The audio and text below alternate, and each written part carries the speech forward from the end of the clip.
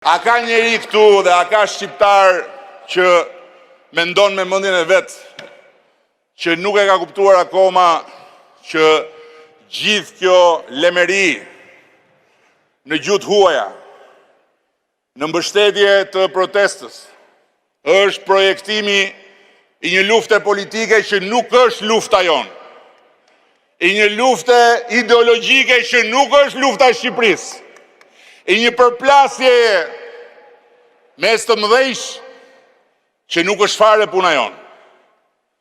Nëse do t'ishte bota kaq e ndjeshme dhe nëse deri dhe senatorët e minjorë amerikan do kishin në zemër zogjt dhe plazhet e Shqipërisë, do kishin thënë ndonjë fjalë për rjollin.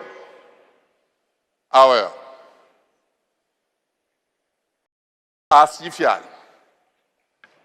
Këtu fjala nuk është për Zvërnecin, këtu fjala nuk është për flamingot, këtu fjala nuk është për turizmin, këtu fjala nuk është për mjedisin, këtu fjala është për presidentin e Shtetit Bashkuar. Tani, çfarë kanë të tjerët me presidentin e Shtetit Bashkuara, nuk mund ta importojnë në Shqipëri dhe mbi të gjitha nuk mund të përdorin shqiptarët si mish për top. Nuk mund t'i përdorin shqiptarët që shqiptarët i dalin kundër vetes, t'i dalin kundër të ardhmes, t'i dalin kundër rrugëve të rritjes mirëqenies.